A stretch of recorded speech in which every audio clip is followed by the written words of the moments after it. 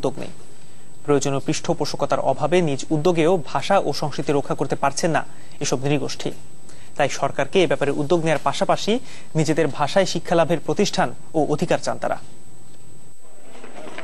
সিলেট বিভাগের বিভিন্ন স্থানে বসবাসরত মণিপুরী সম্প্রদায়ের নিজস্ব ভাষার নামও মণিপুরী।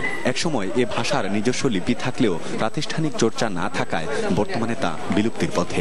আমরা যেহেতু একটা সম্প্রদায়, সেই কারণে আমরা নিজ নিজ মাতৃভাষাটা অবশ্যই আমরা প্রয়োজন মনে করি। বাচ্চাদের নিজে ভাষা শেখানোর জন্য আমি খুব আনন্দ পেয়েছি। নিজের মাতৃভাষা শেখানোর জন্য নিয়ে আসাটা।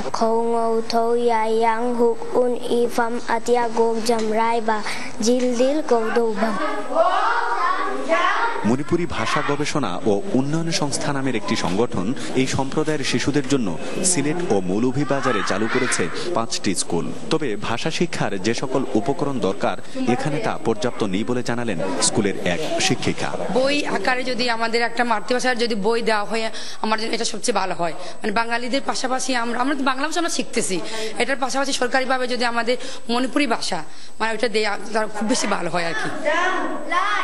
এদিকে উদ্যোক্তাদের দাবি, সরকারের সহযোগিতা ছাড়া কেবলমাত্র ব্যক্তি বা সংগঠনের মাধ্যমে ভাষা সংরক্ষণ সম্ভব নয়। প্রত্যেক জাতিগোষ্ঠীকে তাদের মাতৃভাষা শিক্ষা লাভের সুযোগ যেন দেওয়া হয়, এই দাবি নিয়ে আমরা সরকারের সাথে অনেকদিন ধরে দেন দরবার করছি। তাহলে আমাদের ভাষা একদিকে বেঁচে থাকবে, আরেকদিকে আমাদের শিক্ষার্থীরাও অত্যন্ত সহজে নিজের ভাষায় যখন পড়াশোনা শুরু করবে তারা আনন্দের সাথেই পড়াশোনা শুরু করতে পারবে।